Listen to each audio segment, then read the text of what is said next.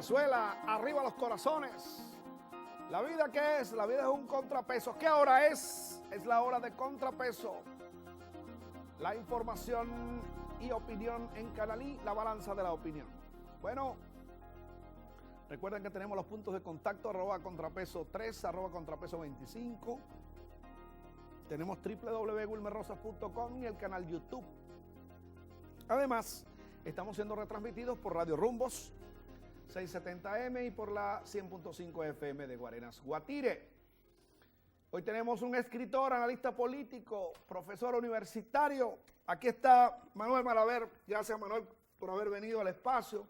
Yo quería ratificar un comentario que hice previo a este programa, un programa anterior, en días anteriores, que tenía que ver con el estudio sociopolítico que debíamos realizar acerca de la figura del presidente Chávez. Llegó Chávez con el golpe, llegó Chávez, transcurrieron muchos años, se hizo presidente, ganó muchas elecciones. Chávez muere desde el punto de vista físico y su legado está allí.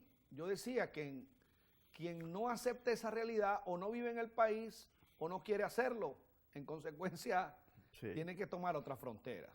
Pero eso ha traído muchas consecuencias, la era post-Chávez, muchos reacomodos, muchos elementos culturales puestos a la orden del día en el tema de los debates, de los encuentros, en fin, desde el punto de vista de lo que significa la polarización de la sociedad. Manuel, ¿cómo estamos actualmente? ¿En qué momento estamos? Buenos días, Wilmer. Buenos días a la audiencia del canal I. Mira, yo creo que estamos en un momento de extensión, de amplitud, de ensanchamiento de la polarización. No me atrevería a decir cuál es la cuantía de los polos, del volumen de gente que tiene cada polo, pero por lo que acabamos de ver, me da la impresión que, como bien lo reseñó en una encuesta de datos que se dio a conocer ayer o antier, el gobierno ha pasado a convertirse en minoría en el país. ¿De dónde viene eso? A mí me parece, Wilmer, que viene de que la crisis pasó de repente de política a social. Una interpretación que no comparto es lo que se ha venido diciendo de que el mes que pasamos en estas manifestaciones de calle, en estos enfrentamientos, estas confrontaciones, era una crisis política. Yo creo que es social, social y social. ¿Por qué es social? A mí me parece que es social porque el motor básico que está generando esta protesta es el desabastecimiento que desde hace aproximadamente 6, 7, 8 meses cubre el país, de sur a norte y norte a sur. Que el país de repente, un país que jamás, por lo menos en tiempo que yo he vivido aquí, y tú y cualquiera, tuvo un desabastecimiento tan continuo, tan permanente, tan acuciante, explotada básicamente por ese tema. Un desabastecimiento que está complementado por otro problema no menor, que es el de la inflación. Ya no es que los artículos de primera necesidad, los otros artículos se consiguen difícilmente, sino que cuando tú los consigues, siempre están aumentando de precio. Si tú a eso le unes el tema de la inseguridad personal, que por lo menos el año pasado cobró 25.000 vidas, si le metes el tema de los servicios, que están también muy deteriorados, entonces yo creo que tu pregunta se responde de esa manera. Estamos en una extensión, profundización de la polarización con la característica de que ya la polarización ha dejado de ser política para convertirse en una polarización social. Ahora, pero y entonces lo que algunos también sociólogos hablan del llamado centro político se podría estar diluyendo, es decir, la gente está tomando partido de esta crisis, de esta coyuntura, de esa polarización. ¿El centro político se ha ido desplazando a uno de los polos? Sí, Wilmer, porque es difícil que tú te mantengas indiferente cuando te falta la comida. De repente a ti te puede fallar la luz, te puede fallar los teléfonos, de repente hasta los derechos tan importantes, los derechos políticos, se convierten en bienes intangibles cuando no se convierten en un uppercut a lo que se llama el estómago, a la posibilidad de suministrarle a tu familia, a los que dependen de ti, los elementos indispensables que requieren para vivir. Ese es un mal que toca a todos y que toca fundamentalmente a los que menos tienen. Entonces, ya ahí el problema para el gobierno se convierte en un problema mucho más grave, porque me parece que toca a un punto central en la actual crisis política venezolana de los últimos 15 años, que es el tema del modelo económico. Lo que está fracasando en este momento... Está a prueba, pues. Está a prueba el modelo. Bueno, ya se comprobó que un tema básico, fundamental, de la vida civilizada, que es el abastecimiento de los mercados, los abastos, no lo está resolviendo. Y eso va al problema de si el gobierno está promoviendo la producción nacional, sean empresas públicas y privadas, para que cubra parte de este déficit. Sí, que el principal enemigo del propio gobierno... O si está teniendo los dólares para importar la comida que no se está produciendo en el país. Es decir, que el principal enemigo del gobierno o de la revolución puede ser la ineficiencia en la respuesta a las exigencias sociales. El modelo que ha sido probado suficiente, amplia, continuamente. Ya vimos con un conjunto de hasta 20 países, 30 países lo practicaron durante el siglo XX, cómo esos países terminaron teniendo las reacciones, las sociedades, con respecto a ese modelo, la reacción que se ha producido aquí. Tenemos como muestrario de qué puede ser ese modelo, esos ejemplos antropológicos que se llaman Cuba y Corea del Norte, y vemos que esos países, si padecen de algo, es de la carencia de alimentos. Entonces, en la medida que el gobierno ha insistido en practicar un modelo que no soluciona los problemas de la alimentación de su población, en esa medida chocó definitivamente con la globalidad de la población venezolana, y ese es el problema que tiene el gobierno enfrente. El gobierno tiene definitivamente que sentarse a pensar, y yo creo que lo sostienen varios personajes importantes del gobierno. Entre otros, me atrevería a mencionar el nombre del presidente del Banco Central, Nelson Merente, quien dijo hace 2 o 3 días que el gobierno tenía 3 meses para solucionar el problema del desabastecimiento. Y ojalá que el gobierno tomara esas palabras de Merente como una verdad incontrastable y se dedicara a solucionar ese problema. Desabastecimiento en comida, en medicina, en servicios públicos, y si no soluciona esos problemas, no va a solucionar la crisis. Ahora, tengo que hacer el primer corte, Manuel, pero dejo una inquietud. Si el gobierno toma un giro, un golpe de timón, y resuelve esos problemas que tú dices, la gente políticamente puede digerir esa nueva postura y darle continuidad al mandato político. Ok. Vamos al corte y regresamos en breve.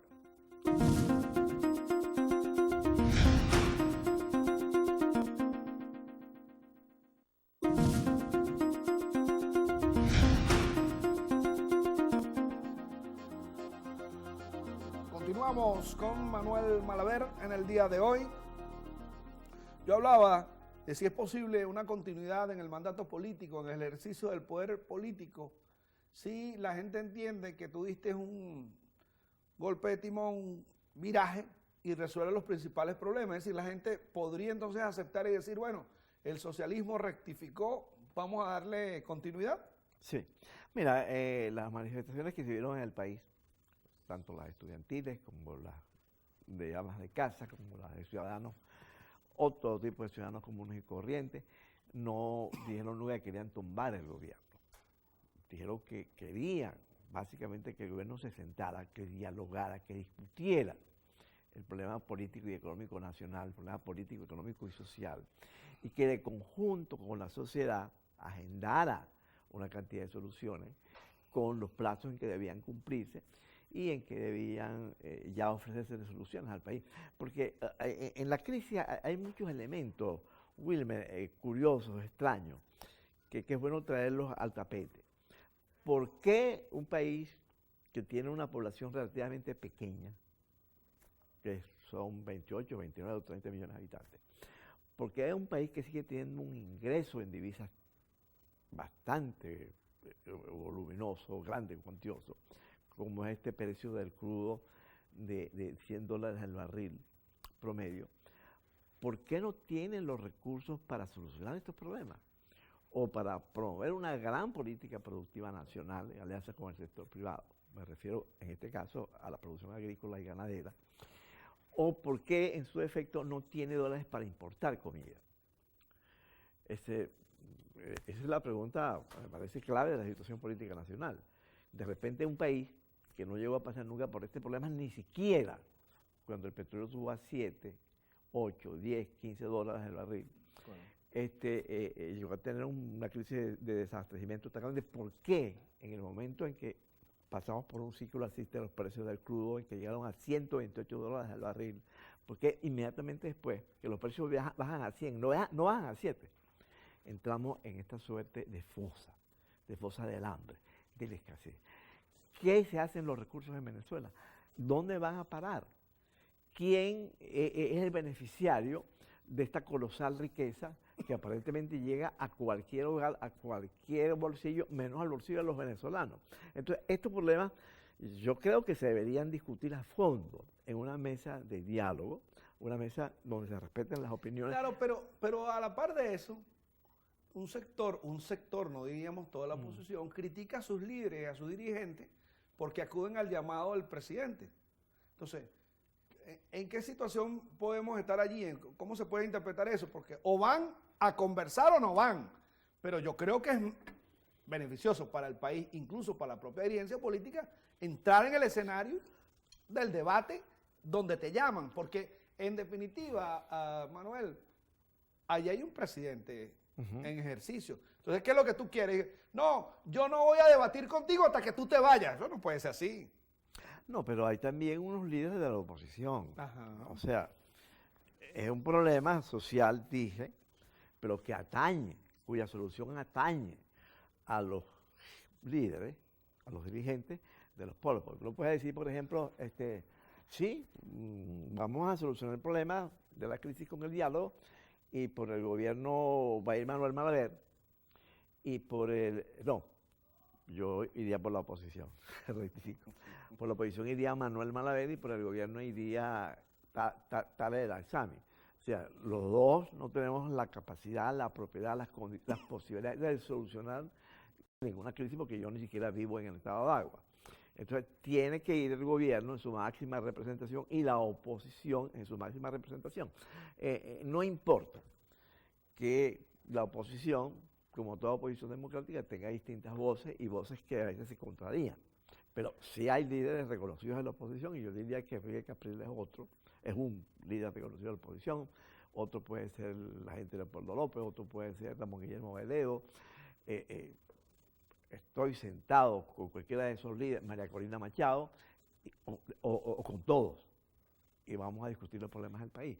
Entonces, cuando el gobierno rehúye discutir con esos líderes, que son los que verdaderamente representan la oposición al otro polo, y se busca esta suerte de comisiones de paz, que no es que no sean personas respetables, sino que no son representativas, para acordarme de una comisión de paz, donde por ejemplo está Vladimir Villegas. O sea, yo no sé quién puede representar a Vladimir Villegas, cuando Vladimir Villegas, lo que es un periodista como tú y como yo, no es ni siquiera un dirigente político y lógicamente no representa a nadie. Te podría citar, hay un señor Fernández, que creo que es el hijo de Eduardo Fernández, tampoco representa un partido político, y creo que también se quiso meter Irán Gaviria, que es un independiente, por lo menos se fue de Un Nuevo Tiempo. Entonces no, es con los jefes de los partidos políticos, con los jefes del gobierno. Ahora, que yo sepa, que no puede tener condiciones previas. Que yo sepa. ¿Cuáles serían unas condiciones para ir a...? Mira, discutir los problemas completos, integrales. Yo sé que hace 3 días o 2 días el señor Capriles dijo en la mañana, el gobierno me está llamando, está buscándome para conversar, y yo sí quiero un diálogo. Eso lo vimos, Lo leímos, lo sentimos todos los venezolanos. Pero los partidarios de Capriles dicen que está vendido. No, Está vendido, Bueno, Capriles, tú no puedes conversar ellos pueden decir misa. Ahí la palabra importante es la de Capriles y la del sector que en la oposición representa a Capriles, que es muy importante. Yo creo que llega al 30-40%. Entonces, reúnete con él y no hagas como hace Maduro, que al parecer en la mañana mandó a llamarlo y en la tarde salió llamándolo chiculín, no sé. Entonces, a mí me da la impresión, lo digo responsablemente, que el presidente Maduro está siendo víctima de dos presiones. De un sector interno, de un sector moderado del gobierno, más radical, racional del gobierno, que le dice, mira, Maduro, hay que sentarse, hay que decirle a la comunidad internacional que estamos discutiendo algo con alguien. Y Maduro acepta por unas horas, pero después viene la presión de un sector que me atrevería a llamar militarista, le pondría un jefe, el señor Cabello, que le dice, no, hay que echar plomo, hay que enfrentar a los manifestantes, hay que ponerse por la fuerza. Mira, Wilmer, esa es la peor forma de tú solucionar cualquier crisis en este mundo que vivimos. Ya el mundo no acepta desde ningún punto de vista que nadie ande solucionando las crisis a plomo limpio, pero si hasta los colombianos, que tuvieron 45 o 50 años de guerra civil, se están sentando para llegar a un acuerdo. Bueno, ¿por qué no tenemos, bueno, los israelíes, ¿por qué nosotros no nos sentamos a discutir este problema? Entonces, a mí me parece que hay una incidencia de un factor político extranjero, me parece que es el gobierno cubano, que sí está acostumbrado a solucionar esas crisis así, y lo vemos cada vez que aparecen protestando en La Habana las damas de blanco, y les caen a perdigonazos y las ponen. Pero este país no es Cuba. Esta población claro, pero así como hay injerencia cubana, puede haber injerencia de otro país. Bueno, no importa, pero me estoy refiriendo a hechos. No me estoy refiriendo a teoría. Lo que es real es que el señor Capriles dijo hace 3 días, yo quiero reunirme con el gobierno, con el presidente, que el señor Capriles sí es representativo de un sector importante de la oposición, que el gobierno tenía una enorme posibilidad de resolver esa tranca ahí, y en la tarde, el que yo supuse que era quien lo había llamado y convocado, que fue Maduro, salió insultándolo. Ahora, y esa postura de Capriles no implica ningún riesgo para él en sus liderazgos. Pueden haber unos radicales que le digan que no, bueno, pero él debe ir. Pero siempre ocurre que es difícil que una oposición democrática esté unida. Una oposición democrática se caracteriza por la diversidad. Un gobierno democrático se caracteriza por la diversidad. Solamente los gobiernos autoritarios, totalitarios, son únicos. Debo hacer el corte, Manuel, pero ya regresamos con mucho más de Contrapeso. Ya venimos.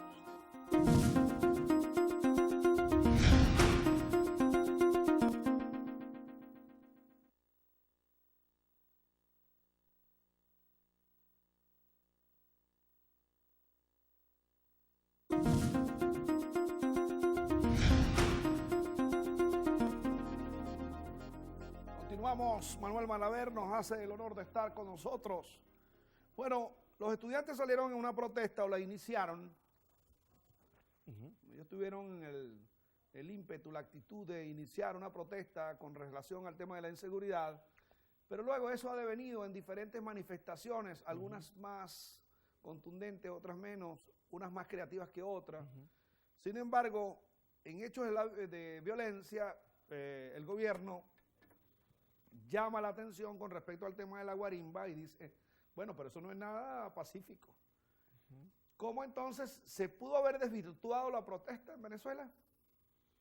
Mira, yo no, como periodista, analista político, soy una persona que su tiempo casi en un 70-80% lo centra en el análisis de los acontecimientos, de lo que yo veo. No tengo mucho tiempo para estar en las guarimbas ni en las manifestaciones de un lado o de otro, sino simplemente observo. No sé de dónde salió este nombre, ni por qué se le pone, pero más allá de que tenga los nombres, como lo revela un reportaje que fue desgraciadamente censurado a la colega Laura UF en Últimas Noticias, no son minorías, no son grupitos, es mucha gente que va. La manifestación que yo vi el domingo me sorprendió mucho, de protesta de la injerencia cubana, era una manifestación de lo menos de 100, 200.000 personas aquí en Caracas, también hubo en Maracaibo, también hubo en Táchira. Entonces no es cuestión de que por ninguna razón el gobierno, que es el que debería estar mejor interesado a analizar todos y cada uno de estos temas, a eso le ponga un nombre peyorativo, porque algunos estudiantes reaccionan a la represión de esa manera, pero el gobierno reprime, y eso no lo estoy diciendo yo, eso lo están diciendo los centenares, los millares de videos y de películas, de fotos que salen de esto, porque aparte del problema de tener una actitud compulsiva, pugnaz, agresiva contra estas manifestaciones de ciudadanos, el gobierno se ha encontrado con otro tema, que el control de los medios no le sirvió para nada, de los medios convencionales. Me refiero al control. Realmente se conformó una alternatividad de la comunicación, ¿no? Sí, el carácter alternativo. La hegemonía comunicacional, entonces no le funcionó, porque para que la gente se movilizara, se organizara, como ya se había demostrado en países como Irán, en países como Túnez, en países como Egipto, no hacía falta ya televisión, ni radio, ni periódicos, ni nada. Ya la gente tiene unos nuevos instrumentos que son estos aparatos móviles, estos smartphones, en los cuales se hacen los videos en la misma manifestación, claro, y se envían instantáneamente a la sede de televisoras que si no son nacionales no son muy importantes, porque ya llegan a televisoras internacionales y ahí tienes tú el rodaje de qué es lo que está pasando realmente en el país. Fíjate, no es transversal el elemento que te voy a comentar, pero sí ha aparecido algunos montajes de videos, aunque no es transversal. Es decir, la veracidad de lo que se comunica vía Instagram, Twitter, Facebook, etcétera, como tú dices, se ha podido comprobar. Pero hay algunos videos tendenciosos que aluden a una realidad que no es la nacional. Reitero, no es lo transversal, porque todo un país informando a través de Twitter y Facebook e Instagram, además de otras redes, no puede ser obviado, ni puede ser algo anónimo, inventado. Pero esto forma parte también de una estrategia comunicacional de alguien, o sea, poner un video allí deformando la realidad, ¿a quién beneficia? Mira, yo creo que forma parte más bien de la revolución que han sufrido los medios de comunicación masiva. A mí me parece, Wilmer, que los años o los tiempos en que los medios audiovisuales como la herramienta de comunicación fundamental han pasado, así como pasó también el tiempo de la radio, y antes había pasado el tiempo de los periódicos. Entonces llegamos a la radiación de la utopía, que en cierta forma avisoró McLuhan, en el sentido de que no solamente era la comunicación, sino la comunicación instantánea, y no era la comunicación ya de estudio, no era la comunicación ya editada, no era la comunicación ya direccionada, sino era la que salía de la fuente donde se producía la noticia. Ok, tú podrías decirme que 2 o 3, 4, 5, hasta 10 casos, pero que no son 10 casos, son miles de casos. Y entre esos miles de casos, 900 son absolutamente conformables, confirmables, documentables, detectables, de que salen de situaciones reales que la gente no inventa. Yo creo que esa es una gran derrota, una derrota monumental de los gobiernos autoritarios, que por otra parte no pueden prohibirle a la gente tener estas herramientas y tampoco que estas herramientas se vayan al aire. Ahora, ¿y la dirigencia está a la altura del compromiso de la dirigencia opositora? No, yo creo que esta coyuntura, esta situación, trajo una nueva dirigencia, debe haberse conformado o estarse conformando.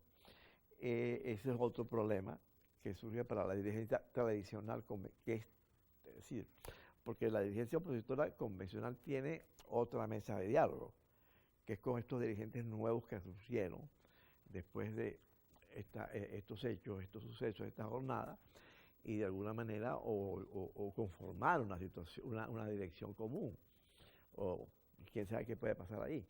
Pero la revolución, para poner algún nombre, es total, porque es política, en cuanto que hace otro el liderazgo político, es comunicacional, puesto que trae otros actores para la comunicación, Y es también un ejemplo para el mundo de cómo sin los medios convencionales, que siempre fueron los más controlables para el gobierno, y en el caso venezolano se vio, esos medios convencionales ya pasan a un lado y es el periodismo ciudadano. Ahora, ¿Leopoldo López debió entregarse? ¿Estuvo bien esa entrega? Yo creo que Leopoldo es difícil, Wilmer, discutir o hablar o saber por qué les entregó, pero yo creo que lo hizo bien en el sentido de que uno no puede resistirse a la ley. O sea, está bien que los factores del gobierno se resistan al cumplimiento de la ley, pero los ciudadanos no podemos, porque si hay que darle fuerza al cumplimiento de la ley, eso se revela de la manera como uno, como opositor, acata la ley.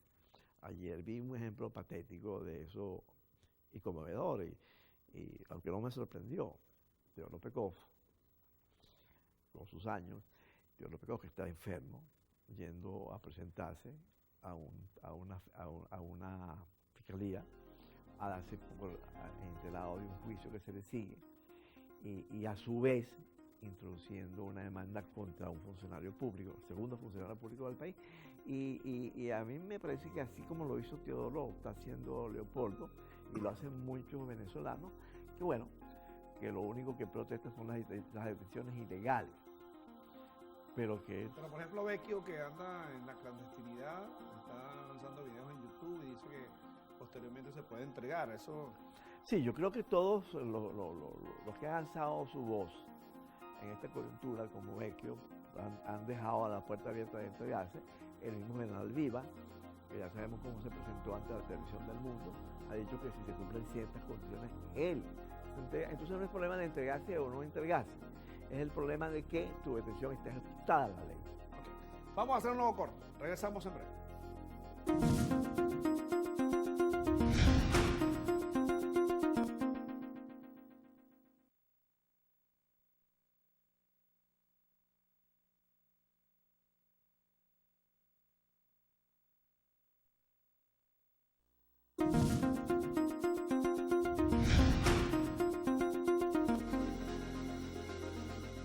Mantenemos sintonía con la gente de Radio Rumbo 100.5 FM que nos están retransmitiendo a esta hora del día.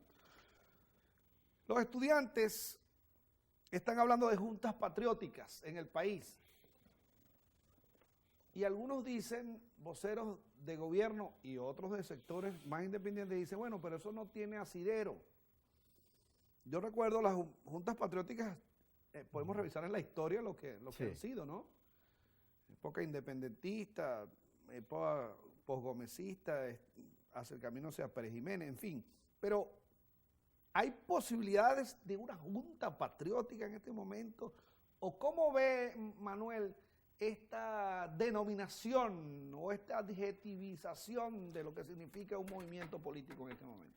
Mira, yo sí leí unos documentos que han salido de unos estudiantes. No puedo decir que sean los estudiantes, que sean los jefes, no, porque como eso tiene un carácter más o menos clandestino, no sé hasta dónde estos llamados contienen la representatividad total del estudiantado, que creo que no puede hacerse, porque los mismos estudiantes no tienen los mismos criterios. Si tú analizas la posición de Requesén, que es el presidente de la FCU, con la de otros estudiantes muy activos, no voy a decir quiénes son, tú ves diferencias. Si tú ves la actitud de algunos, ya no estudiantes como tales, sino organizaciones estudiantiles, con respecto a otras, tampoco son las mismas. Entonces, lo que me parece a mí, y eso lo voy a decir responsablemente, es que el gobierno no está haciendo política. El gobierno está enquistado en una actitud que es la de pensar que esto se acaba con presencia policial, presencia de la Guardia Nacional. La gente se va a cansar. Sí. Entonces, eso es un mal consejo, porque los males son de muy hondo.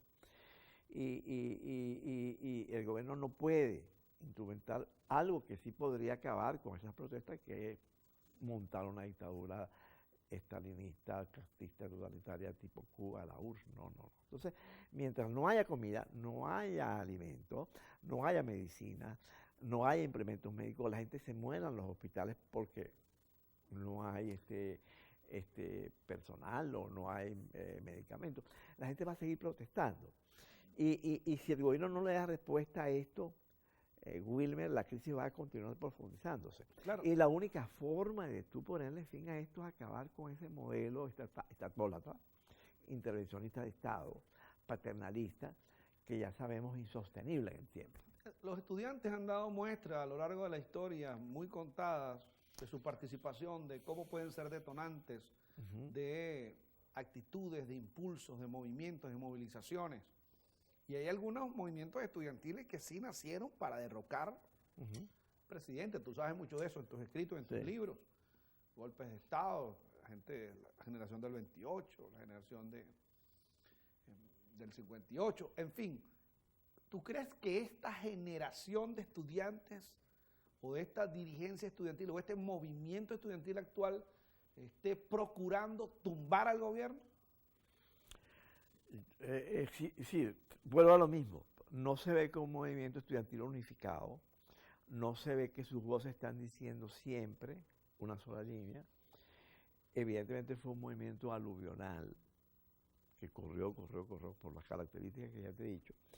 Y sí habrán voces que estén empezando a tumbar el gobierno, como hay no solamente estudiantes, hay en el sector laboral, en el sector campesino. Pero yo me referiría básicamente a un hecho fundamental, cómo la sociedad venezolana cambió en este mes. Una sociedad venezolana que venía así resintiéndose por la pasividad, por la tranquilidad, por el inmovilismo, que venía clamando, porque se requerían voces, personas, grupos que salieran a denunciar y manifestar contra el estado de cosas que había en el país. Y el estado de cosas, te repito, William, es gravísimo. Y si el gobierno entendiera lo grave que es, debería estar ya sentado en un diálogo con todos los venezolanos, inclusive con factores... ¿Y los estudiantes tienen la suficiente consistencia como para ser los protagonistas esenciales de este momento histórico? No, yo creo que es la sociedad venezolana, en todos y cada uno de sus estamentos, clases, sectores, porque todos estamos siendo víctimas.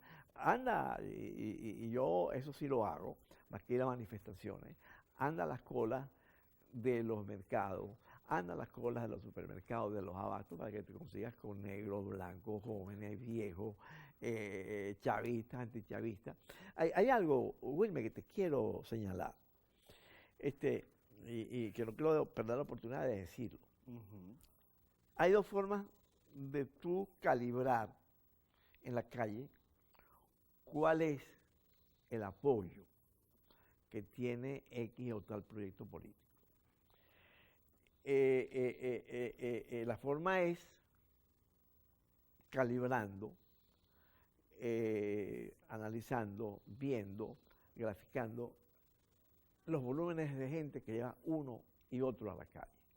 En este mes, el único sector político que ha estado realmente en la calle, en manifestaciones multitudinarias, ha sido la oposición. En cambio, ¿qué ha sido muy notable? La merma que ha experimentado el gobierno, el proyecto, el proceso, como tú lo llames, con respecto a su respaldo popular. Pero tú sientes que esa gente de oposición o contraria al gobierno, no necesariamente perteneciente a un partido de oposición, debe estar más sedimentada desde el punto de vista de su cohesión política, de sus exigencias, de sus demandas, como para doblegar algunas posiciones del gobierno, porque ha sido muy espontáneo todo, no hay una coordinación en ese sentido, entonces es difícil también dialogar así. ¿Con quién se dialoga? Tú hablabas de los partidos, pero... Sí, mira, realmente la coherencia, la organicidad, la estructura de esos movimientos no se dan en un día, ni en una semana, ni en un mes. Realmente son procesos. Con lo que se ha encontrado el gobierno es con que no una, ni cientos, ni miles, sino cientos de miles de personas dijeron no a determinadas políticas del gobierno, que si dijeron no es porque están sufriendo los rigores de problemas muy graves, como es el problema de la escasez de alimentos, la escasez de medicina, el problema de la inseguridad. Y el gobierno tendría que oír a esa gente, tendría que hacer los casos de esa gente. Es decir, no había ninguna necesidad de reprimir a los estudiantes de Táchira en una protesta muy local de la manera que se hizo. Y tampoco había por qué llevarlos a una cárcel que no fuera la cárcel de su estado, en una forma de lanzar una suerte de búscase, totalitario. Aquí que protesta contra mí va preso y yo lo llevo para todas partes y aquí no se mueve nadie. No, resultó lo contrario. Eso fue el motivo de que se desatara un mes y más de movilizaciones, que aún no sabemos si han terminado. Entonces, es el problema de la disposición a ir y de entender. El gobierno tiene que entender que a plomo, con perdigonazos, con bombas lacrimógenas, no va a reducir al país. Este país se reduce a la paz, a la tranquilidad, si se le solucionan sus grandes problemas sociales, que nada más y nada menos tienen que ver con su alimentación. Se mantiene contrapeso a esta hora del día. Realizamos un corte y en breve tiempo regresamos.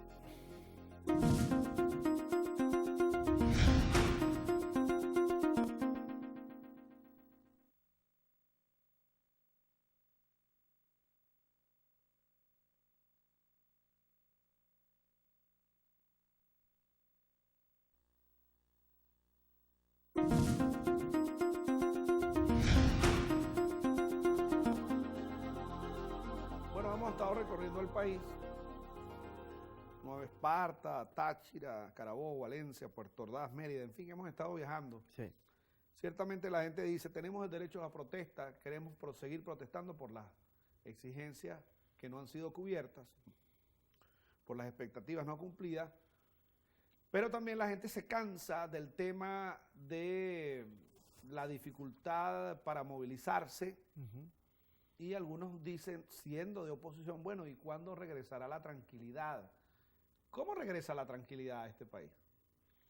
Mira, es fácil, si se quisiera hacer. Ya hemos hablado de las intentonas frustradas de diálogo, que arrancaron casi con las protestas, los anuncios. Uno no sabe por qué se anunciaron y no se cumplieron. Evidentemente, en lo que sí está unida la oposición es en sentarse con el gobierno a discutir los problemas globales, estructurales, reales del país, que como tú sabes no se van a solucionar trayendo comida de China o de Argentina o de Brasil o de México y donde sea, trayéndola por un mes o por 2 meses. Tampoco se va a solucionar trayendo medicinas importadas de tal o cual país a través de empréstitos y créditos que ya sabemos se están comiendo la renta petrolera, retirando la Guardia Nacional. No. Es que el problema, Wilmer, y ya te dije, tiene que ver con el modelo económico y político que ha fracasado en el mundo. El gobierno no puede arruinar a Venezuela imponiéndole un modelo fracasado.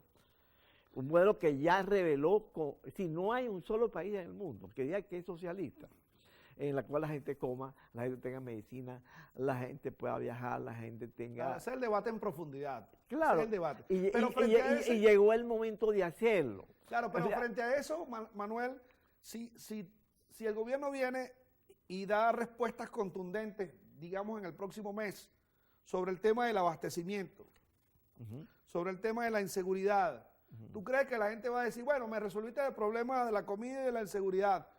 La gente sigue insistiendo en el tema, por ejemplo, de los presos políticos. Liberen a Leopoldo López. ¿Tú crees que eso sea importante para la sociedad? Sí, yo creo que... Sí. O permite redactártelo mejor. No es que sea importante, sino que la gente podría ser consecuente con ese principio. Mira, yo creo que sí, porque una sociedad en la cual la gente pueda ser detenida, enjuiciada, condenada a 3, 4, 5 años de cárcel, porque salió a manifestar o convocó unas manifestaciones, es un país que no puede dormir tranquilo. Es un país donde se le van asfixiando su forma de expresión, su libertad de expresión. O sea, eso desde los griegos, pasando por los romanos, Maquiavelo, todos dijeron, los gobiernos tienen que ingeniarse para darle posibilidades de hablar a la gente, de expresarse a la gente, decir a la gente lo que piensa. Porque eso es un factor, Wilmer, que incide en la tranquilidad social. Yo estaba muy bravo, yo estaba a punto de estallar, pero tú me dejaste la posibilidad de yo expresarlo. Y a eso me rebaja los niveles, ¿verdad?, de alteración.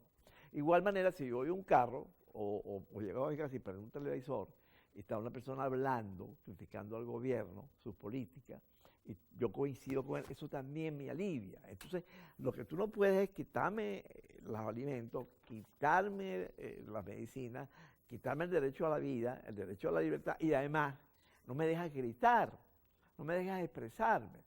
Eso un país no te lo va a permitir ni aceptar solamente si tú estableces una dictadura totalitaria tipo Stalin, Hitler, Mao, Fidel Castro, la gente te lo acepta porque tú le dices, bueno, lo aceptas o te mato, o te torturo, pero no en las condiciones que un gobierno ya no puede hacer eso, porque estamos en el siglo XXI. Un gobierno, cualquier gobierno que haga eso, ya sabemos lo que le va a pasar desde el punto de vista de la protesta internacional, de rechazo internacional. Entonces, no hay una forma, no hay otra forma de mantenerse en el poder en el tiempo que vivimos, sino a través del diálogo, a través de y las ganas de cambiar. Porque no es un problema de que tú, porque tú decidiste, le vas a quitar las medicinas a la gente, le vas a quitar la comida a la gente, porque tú, no, nadie le gusta vivir así. Y la prueba de ello es que tú puedes apostar que ni uno solo de los altos funcionarios del gobierno le faltan los dólares, le faltan los alimentos, le faltan las medicinas. Yo nunca he visto un funcionario público haciendo cola.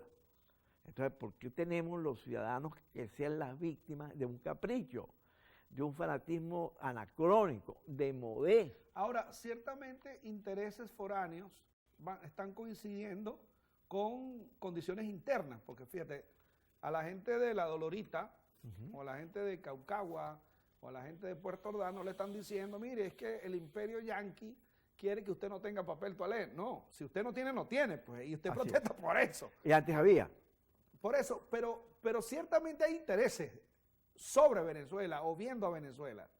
Bueno, vivimos en un mundo globalizado. Así es, así es. Del mundo puede decirse que ya es uno. Por eso, pero la polarización dice, la oposición dice que eso no sucede. No, sí sucede, porque vivimos en un mundo globalizado, donde no solamente está globalizada la política, está globalizada la economía, la cultura, los problemas sociales. Fíjate tú, está tan globalizado que un factor que se incorporó a esta nueva crisis venezolana, que nunca había sucedido, fue la movilización de la sociedad civil internacional. Tú viste cómo se organizaron y se siguen organizando eventos como este SOS Venezuela, estos eventos donde se prende la luz. Vimos que un evento de una categoría mundial, como fue el Oscar, se mencionó el nombre de Venezuela y ya casi no hay en el mundo ningún evento importante donde no surge el tema del debate del tema venezolano, que eso ha sido otra de las derrotas del gobierno, haber permitido por su empeño en reprimir que esto saltara de las fronteras nacionales y fuera tomado por la sociedad civil internacional. No estoy diciendo los gobiernos. Entonces, Wilmer, el gobierno tiene que aterrizar, Maduro tiene que aterrizar, Cabello tiene que aterrizar. Este país, ni ningún país del mundo ya se puede seguir dirigiendo así. No se puede seguir gobernando así a menos que tú quieras zumbar al país a la boca de un volcán que va a estar cada día más ardiente, cada día más explosivo y cada día más detonante. ¿Y a dónde puede ir una sociedad así? Esa pregunta te la dejaría a ti y a la audiencia que nos está viendo. Claro, y flexibilizar las posturas del gobierno implica su permanencia en el tiempo. Sí, cómo no, si es que yo insisto, yo no he visto todavía factores contundentes de la oposición que estén queriendo tumbar al gobierno. Lo que está queriendo es que el gobierno regularice la política, se acoja a la Constitución y resuelva los problemas de los venezolanos, porque así, como está sucediendo hasta este momento, no se puede gobernar. quería, bueno, ratificar la idea del debate siempre en contrapeso. Agradecerte, Manuel, la presencia en el día de hoy y augurar entonces nuevos encuentros en estos temas, porque la gente está solicitando más debate. Así es. Nosotros que hemos abierto el compás de las entrevistas a diferentes sectores, ahora nos están pidiendo más política. Bueno, la coyuntura es así. Yo soy Wilber Rosas, que va a regresar cuando Dios así lo permita. Hasta entonces, arriba los corazones, Venezuela.